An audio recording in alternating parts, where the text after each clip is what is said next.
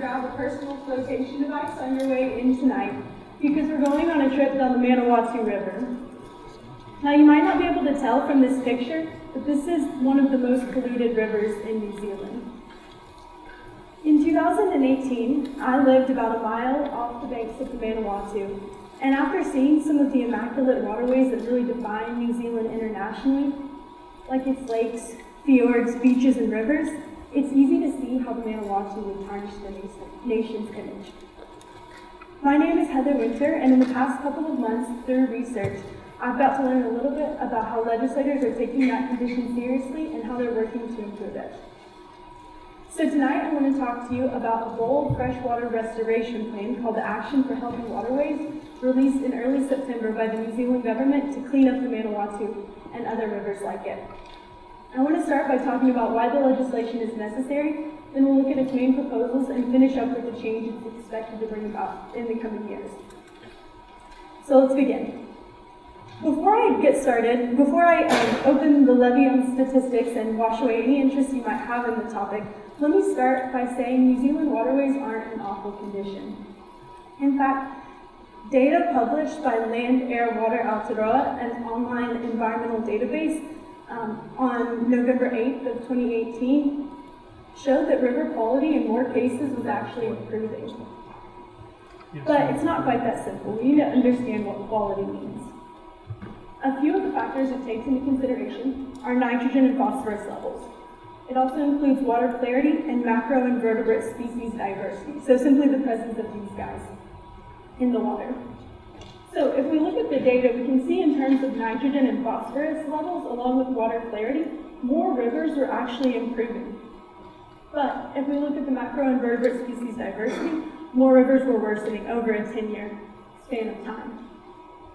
So as I analyzed this data, I wondered if water quality is not that bad, why are legislators so keen to make a big change? Well, there's two reasons. The first is that not that bad in terms of water quality isn't acceptable for most Kiwis. An article published in The Conversation on September 6th of 2019 sums this up pretty well when it says that New Zealand trades internationally on a reputation of a pristine environment, and the continued degradation of their water fouls the value of the nation's major exports. The second reason is that the legislators understand an important fact, and it's this: that prevention is more affordable than treatment.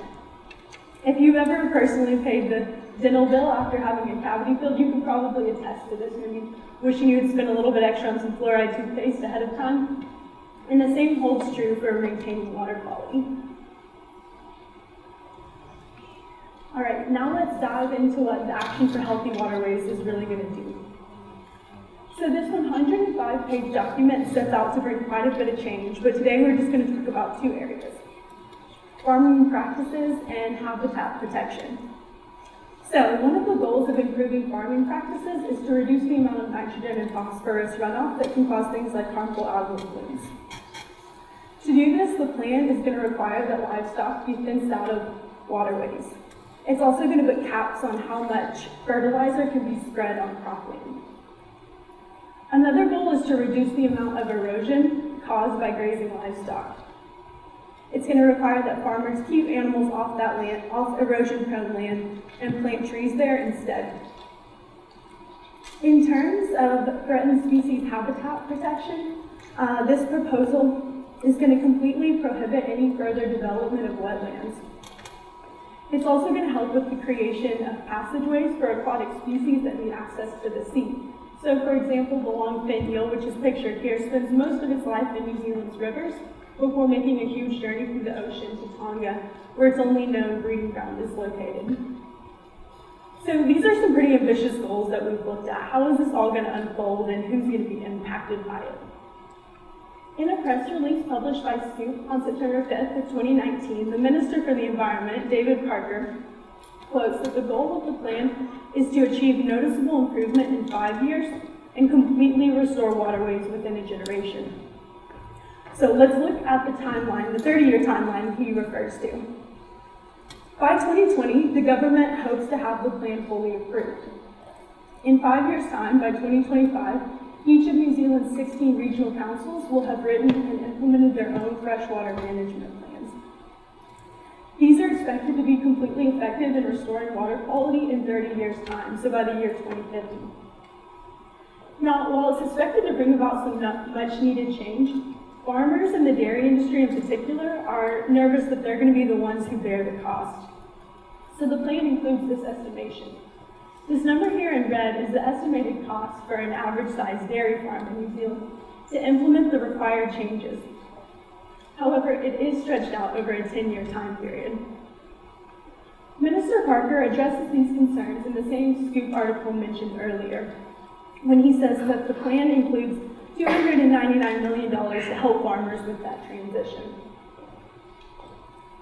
All right, guys, we've made it to C. So thank you for coming on this journey with me to learn a little bit about One Nation's ambitious goals to improve their freshwater ecosystems. We talked about why the legislation is necessary, we looked at a few of its main components, and we talked about the changes and improvements it's supposed to bring about in the next 30 years. Now, I hope that you guys will continue to follow this as it unfolds, because the issues that Kiwis face are not unlike problems we have here in the US. And as we can see with the 30-year plan, the solutions can be really long journeys. So the quicker we become aware of them, the closer we get to solving them. Thank you guys, and safe sailing.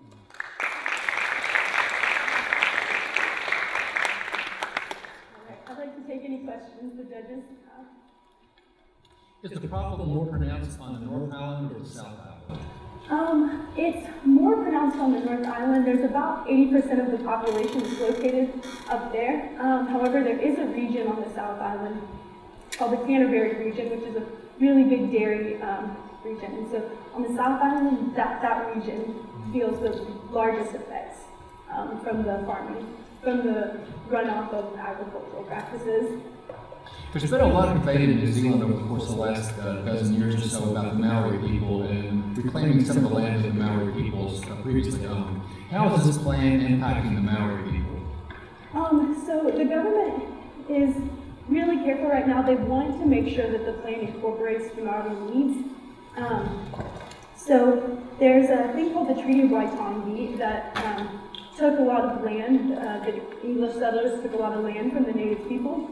And that's something that they incorporate into everything they do now, because they're trying to make reparations for what happened in the past. And with this, that's something that they're also considering and making sure the needs of the Maori people are taken into consideration as they're writing and changing this bill. All right, Heather, thank you very much. Thank you, guys.